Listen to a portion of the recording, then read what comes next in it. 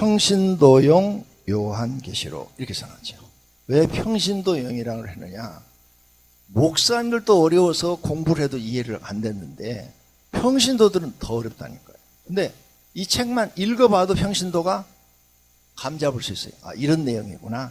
아, 나도 알겠네. 이 정도로 쉬워요. 그래서 이제 평신도용이라 이렇게 이름을 붙였습니다. 요한계시록을 쉽게 이해하고 싶으신 분은 이 책을 보시면 돼요. 평신도가 있고 이해할 수 있는 해석이에요. 세상 종말의 때를 알고 싶은 분, 종말이 언제야? 예수님이 얘기하셨는데 그때를 알고 싶은 분, 그 다음 어떤 성도가 들림을 받는지 알고 싶은 분, 명확하게 성경에 기록되어 있어요. 어떤 성도가 들림 받지 못하는지 알고 싶은 분, 들림 사건 후 남은 자가 구원 받는 방법. 들림 사건 후에 땅에 남아있는 사람들이 있는데 늦게 회개하고 구원받으려고 노력하는 사람들이 있습니다. 그 사람들이 어떻게 구원을 받는지 그 방법을 알아둬야 혹 남으면 대처를 해서 구원받죠. 그래서 거기까지 책을 써놨습니다. 이 책을 쓰는 이유는 첫째, 요한계시록을 쉽게 이해하라고 썼어요. 그 책 안에 지금 다 있어요. 내용 안에. 둘째는 예수님 재림을 인지하여 준비하라고 썼어요. 셋째는 들림 받지 못하는 성도들을 위해 대환란에서도 깨닫고 구원받는 길을 알려주려고 썼어요. 넷째는 이단들이 예수 그리스도의 재림과 심판을 악용하는데 속지 말라고 쓴 겁니다. 다섯째는 기존 교회도 요한계시록을 잘못 해석하는 곳이 많은데 바르게 분별하라고 쓴 겁니다. 자, 그러면 요한계시록 요약과 설명 그래놨죠. 그 책 넘기시면 나와요. 요한계시록을 알면 아주 쉽게 풀어집니다. 그러나 모르면 어렵게 여겨져 이해하기 힘듭니다. 그동안 요한계시록을 7년 대환란과 7인 재앙, 7나팔 재앙, 7대접 재앙으로 풀었어요. 오랫동안 모든 세계 교회가 이렇게 풀었어요. 이게 이해가 될 것 같으면서 잘 안 됐어요. 요한계시록은 그렇게 풀 것이 아니라 세 가지 하로 풀어야 바르게 이해가 됩니다. 그럼 요한계시록을 요약합니다. 아주 간단해요. 심판 전 모습, 하나님이 세상을 심판하기 전 모습 1장에서 5장. 두 번째는 심판 때 세상에 어떤 일이 일어나느냐 6장에서 19장. 심판 후의 모습 20장에서 22장. 판단하잖아요. 강의 다 끝났어요. 왜? 제목만 알고 가서 보면은 그 내용이구나 이렇게 되는 거예요. 이렇게 쉬운 내용인데 너무 어렵게 공부를 한 거예요. 나도 40년 동안 그렇게 어렵게 공부를 했어요. 야, 이렇게 쉬운 내용을 굉장히 어렵게 했구나. 그러면 큰 주제 셋이 나왔어요. 그럼 이제 좀 더 깊이 장별로 요약을 해보자. 장별 22장까지. 1장은 요한계시록을 왜 기록하게 되느냐, 기록하게 된 동기, 그걸 써놨어요. 2, 3장은 심판받는 교회와 칭찬받는 교회 모습에 대해서 써놨어요. 7개의 모습이 나오죠. 거기 심판받는 교회, 칭찬받는 교회가 나와 있어요. 그 다음 4장은 하늘의 보좌, 하나님 보좌의 모습이 나와 있고, 5장은 누가 심판할 자격이 있는가, 이 세상을 누가 심판할 자격이 있느냐, 거기에 대해서 써놨어요. 이게 심판 전 모습이에요. 순서가 딱 맞잖아. 심판 전에 어떻게 누가 심판할 것까지 딱 얘기가 나와야 되잖아. 그 다음에 6장에서부터는 이제 심판 때 모습이 나오는 거예요. 심판 때는 이러한 일들이 세상에 이루어진다. 그래서 6장에서 9장은 첫째 화기간. 그 다음 9장 13절부터 11장 14절까지는 둘째 화기간. 11장 15절에서 16장까지는 세 번째 화기간. 하나님이 세상을 재앙을 내리는데 첫 번째 재앙, 두 번째 재앙, 세 번째 재앙, 이것을 나누어서 하시겠다고 써놓은 거예요. 그 다음에 17장 음녀 심판, 18장 큰 성 바벨론 심판, 19장 혼인잔치와 땅 심판. 17장에서 19장은 셋째화 기간의 심판을 자세히 설명한 것입니다. 그랬죠? 이 셋째화 기간에 무슨 일이 일어나느냐? 거기에 두 짐승이 등장을 하고 그 두 짐승이 기독교인들을 핍박하고 666 표를 받게 하고 그 다음에 알곡과 가라지 추수가 이루어지고 그 다음에 7 대접 심판이 이루어져요. 그걸 써놨는데 그때 그걸 좀 더 상세히 기록한 게 음녀 심판. 그런데 음녀는 뭔가 하면 기독교인 중에서 타락한 기독교나 교회. 교회가 많이 타락했잖아요. 그래서 성경에서는 음녀라 그래. 음녀. 그러니까 타락한 교회나 타락한 기독교인들, 세상과 짝한 기도인들, 교회 한 발 디뎌놓고 한 발은 세상에 뒤져놓고 어중간하게 이렇게 신앙생활 하신 분들, 음녀라고 그래 성경에서. 그런 교회, 그런 교회라도 음녀교회라고 그래요. 그래서 그것을 세 번째 기간에 하나님이 다 심판하겠다는 거예요. 그 내용을 상세하게 음녀에 대해서만 기록을 해놨어요. 금성 바벨론은 뭐냐? 이 지구에 사는 모든 도시, 국가를 말을 해요. 이 지구에 사는 모든 도시국가, 불신자들을 하나님이 심판하시겠다. 왜? 세상에서는 부귀영화를 누리는 것만이 인생의 성공으로 알고 가르치잖아요. 거기에 그런 사상으로 산 사람들을 세상을 다 심판하시겠다. 그 다음 19장은 하늘의 혼인잔치가 이루어지는, 공중 혼인잔치가 이루어지는 것과 중반절 이하에는 땅에 심판이 있는 걸 얘기를 해요. 뭔가 하면은 이때에 이 지금 첫째와 둘째와 셋째와 이 기간에 하늘에선 구원받은 사람이 결혼식을 하는 것처럼 구원받은 사람들은 행복하고 즐거워할 것이고 땅에 있는 사람들은 심판을 받으니까 고통스럽고 괴로울 것이다. 그 결론을 얘기하는 거예요. 그 다음, 그러니까 자세하게 이 첫째와 둘째와 셋째에 대해서 간단하게 딱 요약해서 한 것이 19장 내용이다. 그 말이에요. 그 다음 20장은 이제 심판이 다 끝났어요. 7 대접 심판으로 지구가 다 심판이 끝났어요.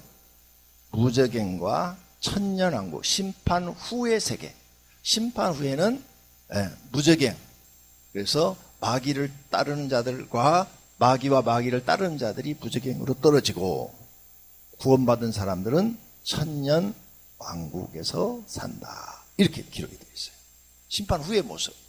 그 다음에 21장과 22절은 이제 우리가 그렇게 바라던 영원한 하나님 나라, 새 예루살렘이 내려와서 구원받은 사람들은 그 새 예루살렘, 천국에서, 하나님 나라에서 영원히 하나님과 더불어 사는 모습. 그래서 천국의 모습이 상세히 기록되어 있어요. 이게 요한계시록이에요. 어떻게 하죠? 공부 벌써 다 해버렸는데. 이제 이 정도 알았으면 다 알았잖아요. 간단명료하게 요한계시록 설명 끝나버렸어요. 이 주제를 갖고 가서 보시면 그게 보여요. 오, 맞네, 맞아, 이거. 다 거기에 관한 기록이네. 그런데 이렇게 하고 돌려보내면 가셔서 나 또 비난할 테니까 안 되고 좀 더 상세하게.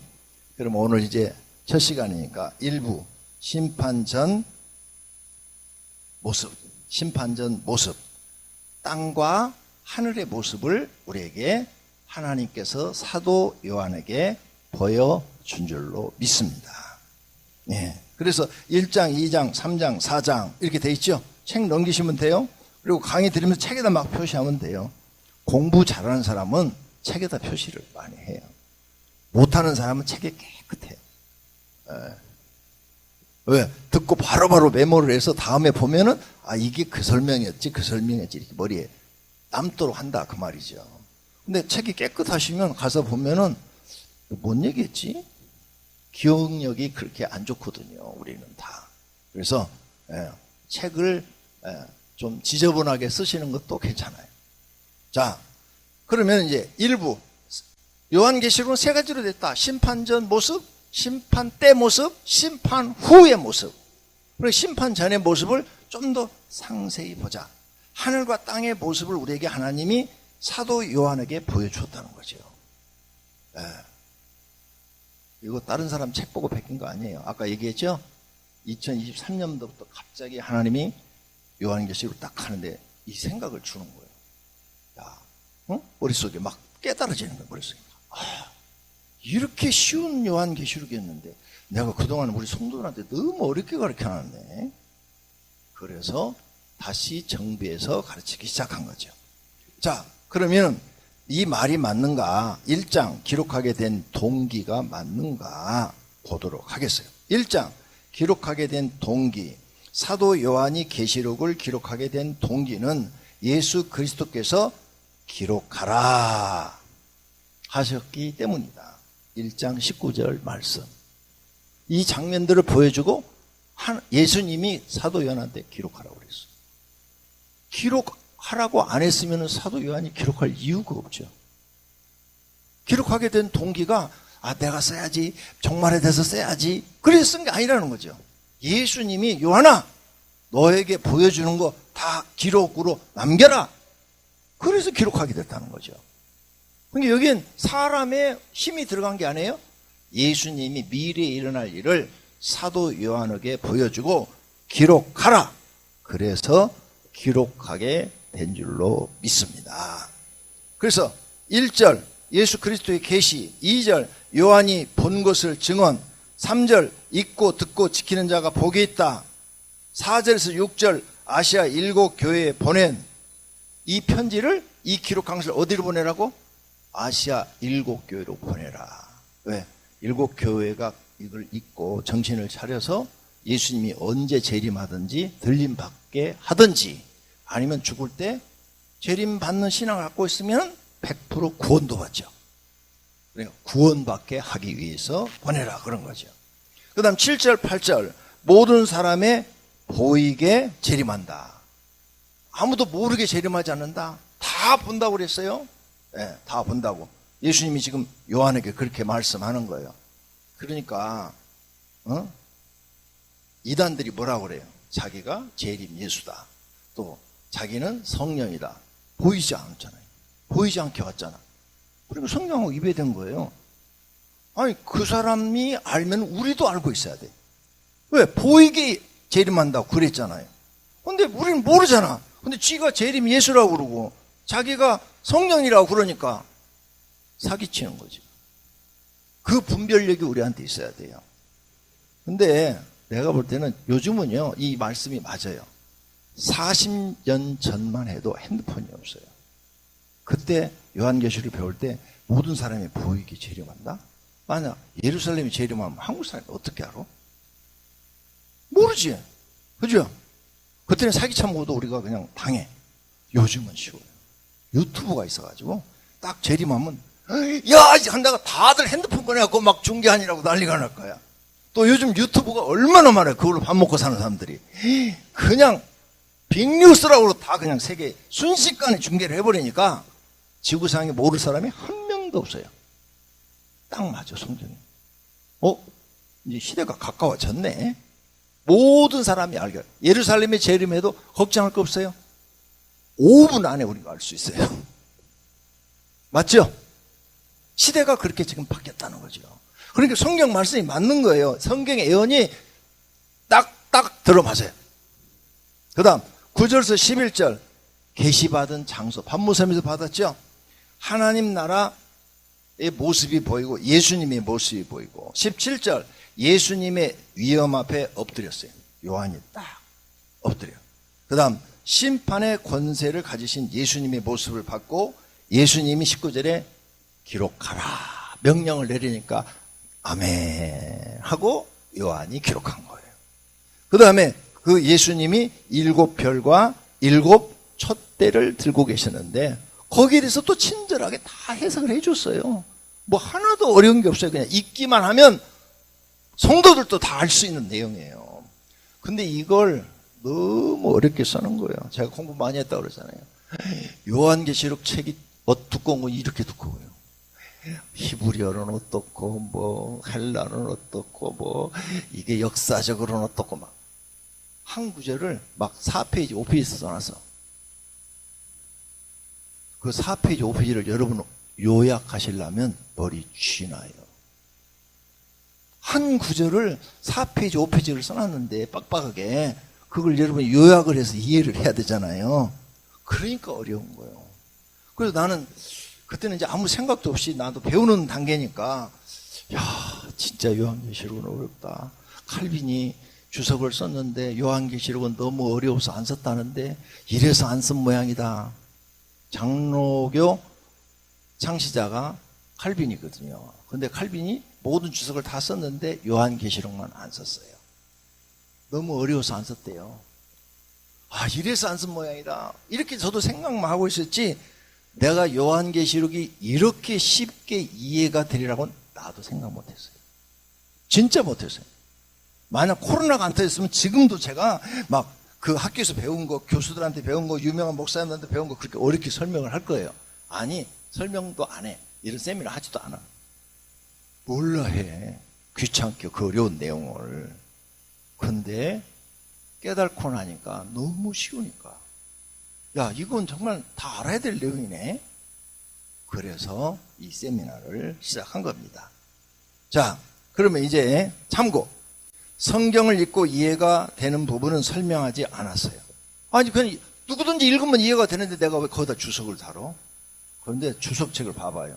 우리가 읽고 이해가 되는 부분도 최소한도 1페이지, 2페이지는 주석을 달아놨어.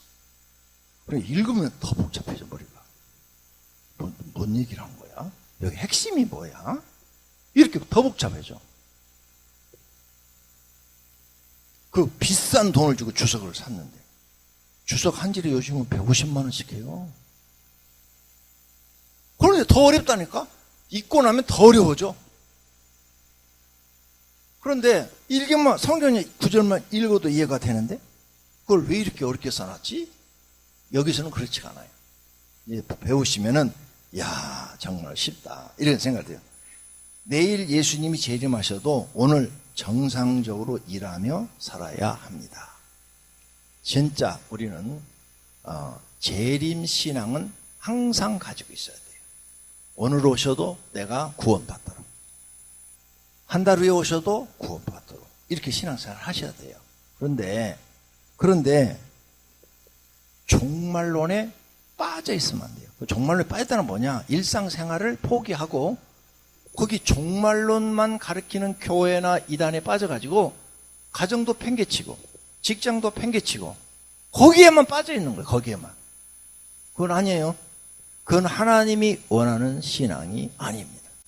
이걸 정확하게 우리가 가르쳐 줄 필요가 있어요. 내일 예수님 재림에도 오늘 우리는 할 일 다 해야 돼요. 그리고 가정도 팽개치고 직장도 팽개치고 이렇게 살면은 하나님께서 원하는 삶이 아니에요. 그렇게 하라고 성경 한 구절도 말씀하신 부분이 없어요. 잘못 알고 있는 거예요.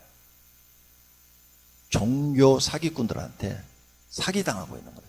나는 그런 사람들을 종교 사기꾼이라고 그래요. 사회에 나가면 경제 사기꾼들이 많잖아요. 막 돈 투자로 해가지고 투자했더니 다 날려버리는 거. 똑같아. 종교 사기꾼들이 집 팔아서 바쳐라. 직장은 뭘로 다냐? 예수님 오시는데 있는 돈 다 하나님께 바치고 여기 와서 기도해야 된다. 교회에서만 살아야 된다. 막 이래가지고 모으잖아요 사람들. 그러면 막 두려우니까 사람들이 무서워. 예수님 오시면 나 어떻게 돼? 나 지옥 가면 안 되는데 이래가지고 막 거기 빠져들잖아요. 이런 일이 발생하면 안 된다는 거예요. 이런 종교 사기꾼들한테 사기당하면 안 돼요.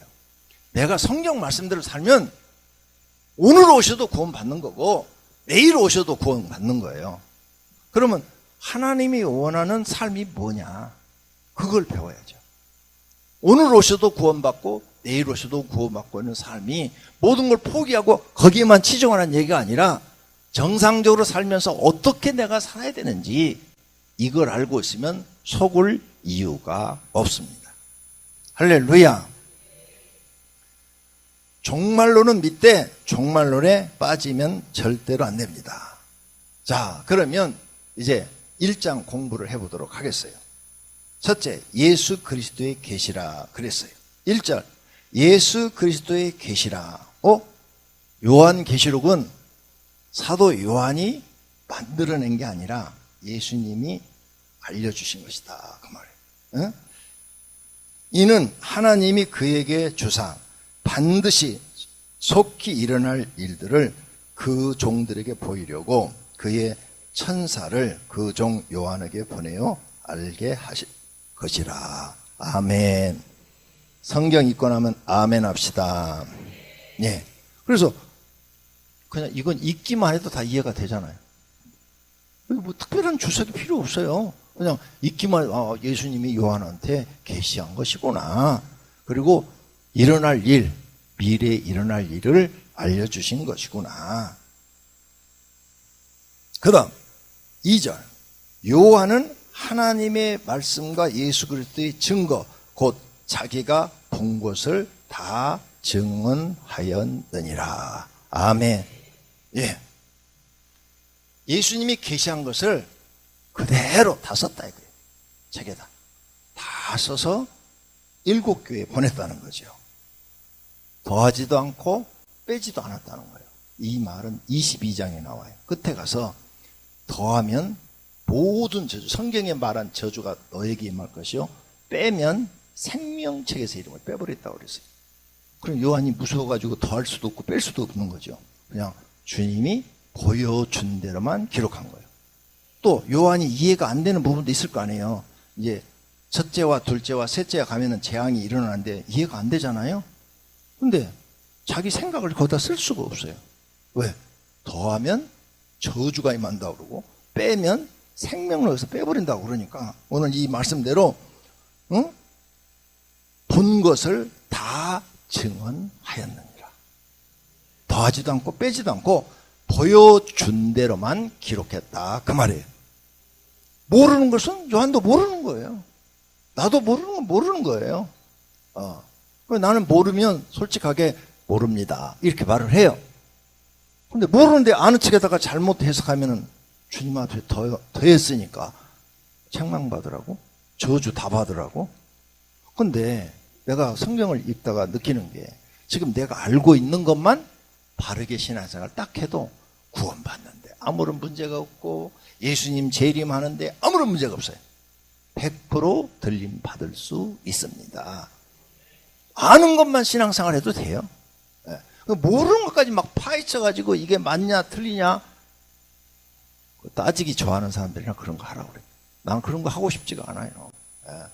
성경에 보면 난해한 구절들이 있잖아요. 제일 여러분들이 많이 들은 얘기가 가인이 제사 잘못 들어가고 저주를 받았는데 가인이 말하기를 다른 사람들이 나를 만나면 죽이려고 할 텐데 어떻게 하면 좋냐 이런 말 했는데 그때 가인하고 아벨밖에 없는데 다른 사람이 어딨냐.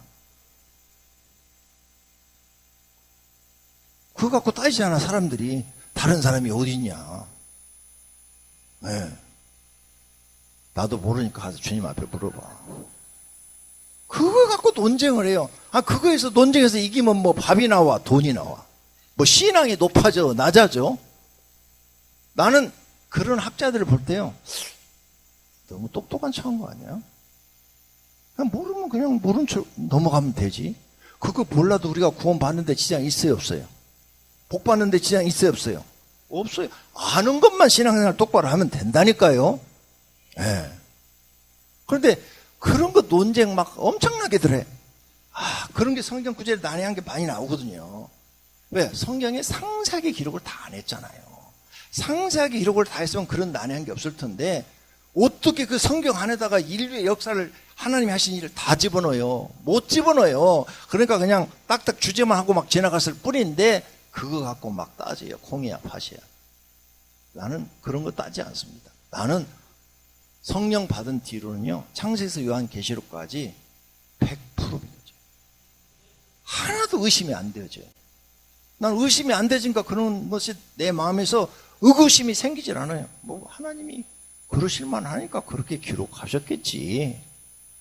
근데 이제 이걸 내가 억지로 해서 한다면 이런 해석이 나와요.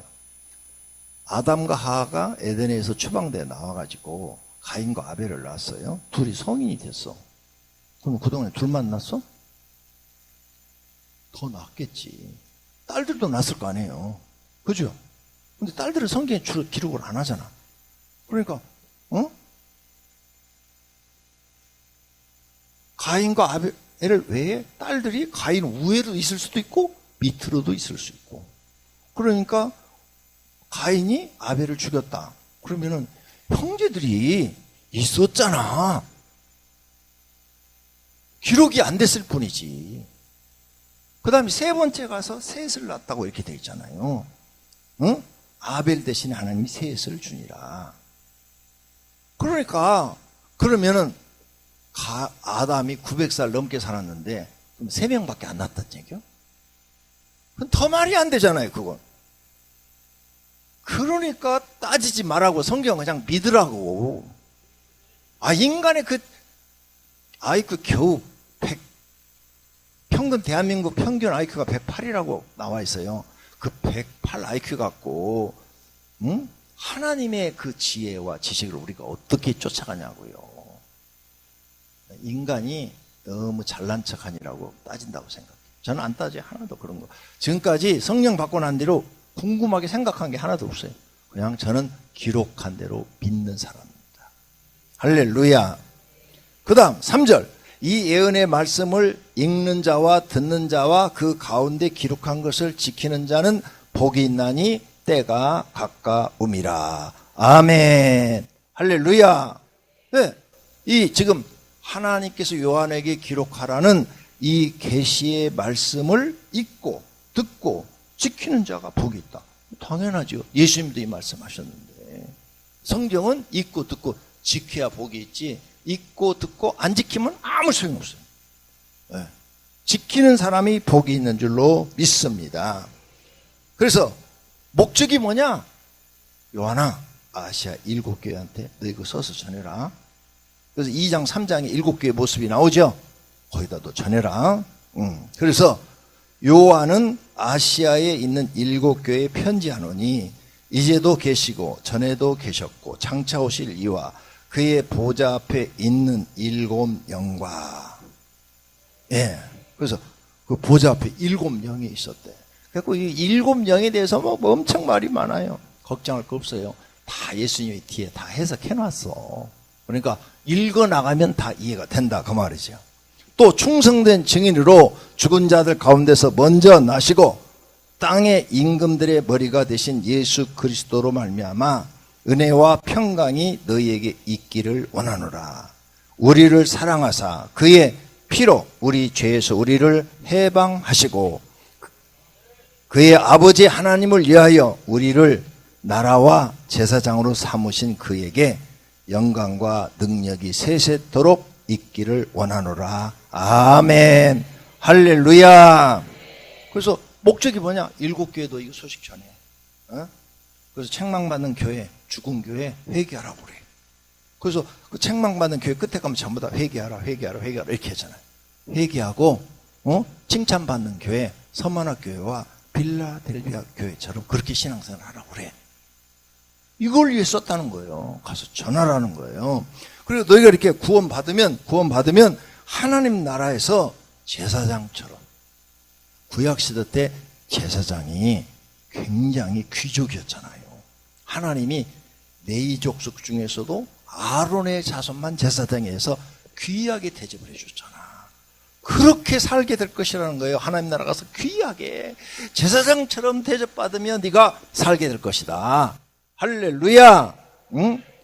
그리고 얼마나 우리가 하나님 말씀대로 살면은 하나님 나라 가서 영광을 얻느냐 이 말이에요.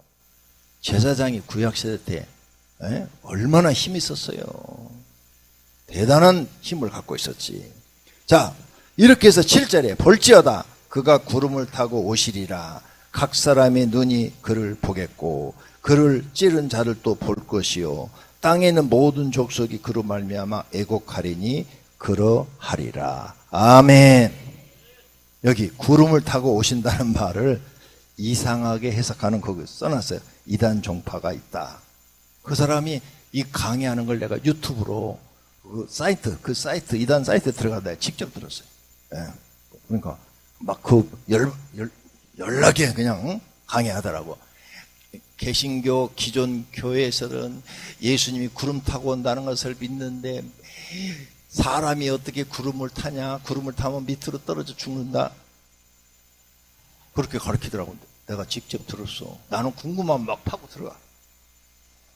그래서 나는 그 얘기를 들으면서 미친 사람 저기 있네. 왜? 사람 구름 탈 수 없어요. 우리 다 알아. 그거 모르는 사람이 어디 있어? 근데 하나님이 말씀으로 명령하면 탈 수 있어요.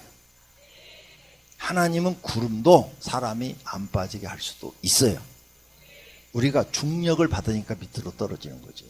중력을 받지 않으면 그냥 공중에 떠 있어요. 하나님은 중력도 없애버릴 수 있는 분이에요. 그걸 보여줬잖아. 누구한테? 엘리야 승천할 때. 예수님 승천할 때 보여줬잖아요. 예수님이 중력을 안 받으니까 하늘에 500명이 보는 데서 올라갔잖아요. 중력 받으면 못 올라가요. 떨어져서. 중력 받으니까 이게 자꾸 밑으로 떨어지는 거잖아요. 이게 중력 안 받으면 딱 놓으면 예수님 서 있는 거야. 근데 예수님 그렇게 했잖아. 이미 보여주셨어요. 얼마든지 하나님은 구름을 움직일 수도 있고 사람을 그 위에 태울 수도 있습니다. 왜 하나님의 능력을 어떤 건 대단하고 어떤 건 제한을 하세요? 그건 내 생각이잖아. 그냥 성경대로 믿으면 되는데 왜 안 믿어? 안 믿는 사람은 구름 탈 때 뚝 떨어졌으면 좋겠어. 믿는 사람만 딱 올라가고. 근데 그 사람은 구름을 이렇게 해서 그 구름은 물로 된 거다. 수증기로 된 거다. 그래서 물이다. 그래서 구름은 물을 상징한 거다. 물 이렇게 해석을 하더라고요.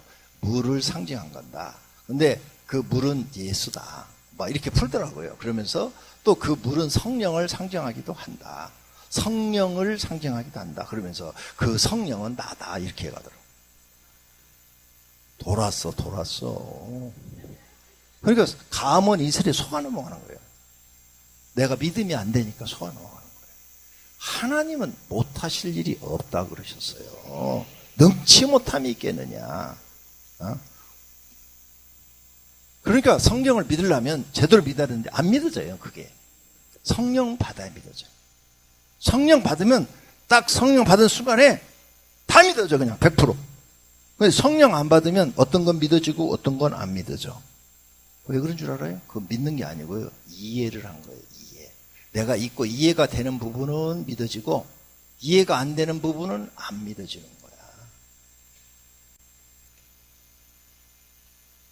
우리들도 그러잖아요. 누구 사람과 대화를 나눌 때 내가 이해가 되는 부분은 딱 믿는데 이해가 안 되는 말을 하면 안 믿어져. 그 사람이 아무리 경험했다고 해도 안 믿어지잖아요. 집에 가서 여러분이 남편한테 한번 얘기해봐. 여보, 내가 내일 아침에 당신 1억 줄 테니까 용돈으로 써. 그래봐. 그럼 안 믿어. 안 믿어. 갑자기 왜 갑자기 뭐 잘못 먹었어? 왜 이상한 소리를 해? 1억이 어딨어? 1억 준다니까? 안 믿어요. 근데 여러분이 부모한테 상속을 받았어. 매덕 받았어요. 매덕. 근데 돈이 통장에 있어. 근데 남편한테 여보 내가 내일 1억 줄게. 믿어요 그러면. 그러니까 사람이 이해를 하고 믿는 거하고 성경은 뭐냐? 성령을 받으면 그냥 믿어져. 하나님이 그냥 믿어져. 성경 말씀이 다 믿어져. 내가 그것을 경험한 거예요. 내가 성령 받기 전에는 성경을 내 생각으로 이렇게 이해되는 분은 믿고 이해 안 되는 분은 못 믿었지. 이게 내가 깨달아진 거예요. 그래서 우리 교회 다니는 모든 분은 진짜 성령, 보혜사 성령을 받아야 될 줄로 믿습니다. 그런데 악령이 들어가가지고 성령인 척하고 사람들을 지배하는 일들이 지금은 너무 많다. 그래서 악령과 성령의 역사를 구분할 줄도 알아야 된다. 근데 여기는 요한계시록 세미나니까 성령 집회가 아니니까 그 얘기를 할 수가 없어요. 거기에 대해서 궁금하신 분은 저희 교회 금요철야 설교에 계속 연재해서 성령에 대해서 얘기를 했으니까 들어보시면 이해가 될 것입니다. 1장 8절 주 하나님이 이르시되 나는 알파와 오메가라. 이제도 있고 전에도 있었고 장차 올 자요 전능한 자라 하시더라. 아멘. 이런 거 알파와 오메가 썼죠. 우주의 처음이요 끝이라. 다 교회 조금 다닌 분은 다들 설교 많이 들어서 다 아시는 내용이에요. 그 다음 영원 전에도 계셨고 지금도 계시고 또 영원토록 미래에도 계시는 분이시다. 그리고 재림할 분이시고 그분은 전능하신 분이시다. 할렐루야. 자, 계시받는 장소. 나 요한은 너희 형제요 예수의 환난과 나라와 참음에 동참하는 자라. 하나님의 말씀과 예수를 증언하였으므로 말미암아 반모라 하는 섬에 있었더니, 네, 반모섬에서 받은 거죠. 그래서 반모섬 가봤어요. 요한이 기도하고 있던 굴 갔더니 굴이 이렇게 쭉 들어가서 좀 안으로 들어가니까 오른쪽에 들어가면서 오른쪽에 굴 안이 바위로 돼 있더라고요. 바위를 팠더라고요. 팠는데 바위가 그냥 번개 맞은 것처럼 쫙 갈라졌어요. 굴 안에서. 거기가 요한이 기도하던 장소래. 하나님은 못 하시는 거 없어요. 아니 다 갈라진 게 아니라 거기만 갈라졌어. 거기만. 딱 여기가 요한이 기도하는 장소라. 그래요. 주의 날에 내가 성령에 감동되어, 네, 내 뒤에서 나는 나팔소리 같은 큰 음성이 들렸으니 이르되 내가 보는 것을 두루마리에 써서 에베소, 서머나, 버가모, 도아디랴, 사데, 빌라델비아, 라오디기아 등 일곱 교회에 보내라 하시기로. 아멘. 이거 설명이 필요 없잖아요. 한글 아는 사람은 다 알지. 네. 이걸 주석을 2페이지를 몰라서 손가락 아프게 그냥 읽으면 다 아는 내용인데. 그 다음 이제 예수님이 이렇게 요한한테 기록하라 말씀하신 다음에, 자, 하나님 나라 예수님의 모습을 보여주는 거예요.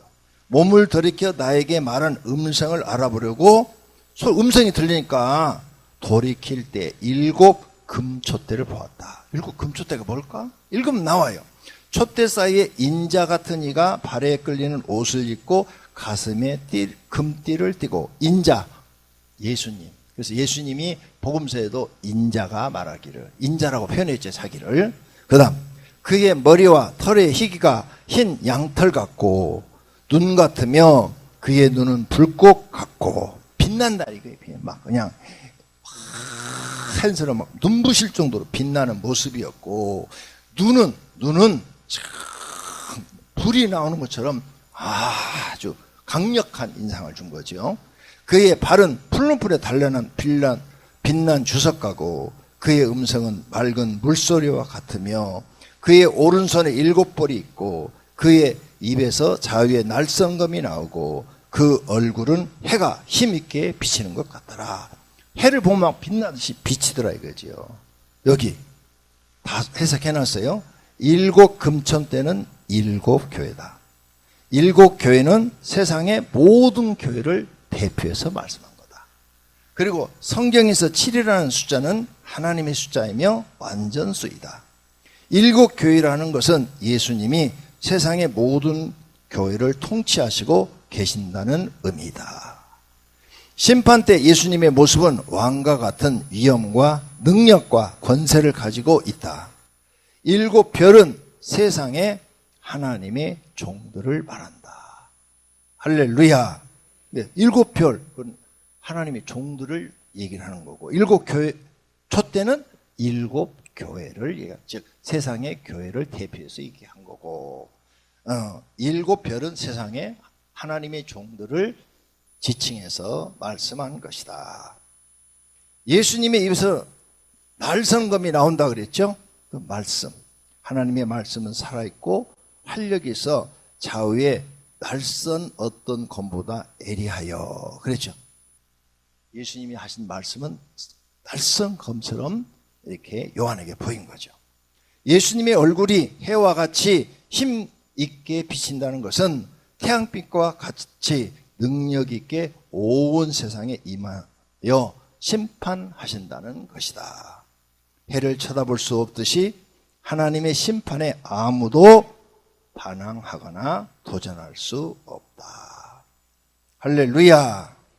17절 내가 볼 때 그의 발 앞에 엎드려져 죽은 자 같이 되매 당연하죠. 이런 막 장엄한 모습을 봤잖아요. 나도 그렇고 여러분도 그렇고 막 이런 모습을 보고는 막 내가 너무너무 별것도 아니고 초라하고 그 다음에 죄인이거든요.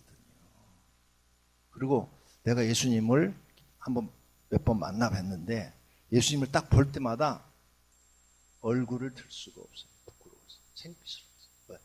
순식간에 머리에서 발끝까지 죄가 다 생각나는 거예요. 살아온 죄가 창피스러워서 무릎을 꿇고 이렇게 엎드려질 수밖에 없어요. 예수님이 지금 모습이 보이니까 요한도 엎드려져 죽은 자 같이 되매. 나도 예수님 얼굴 못 봤어요. 발만 봤어요. 발만. 네. 그리고 통곡하고 회개했어요.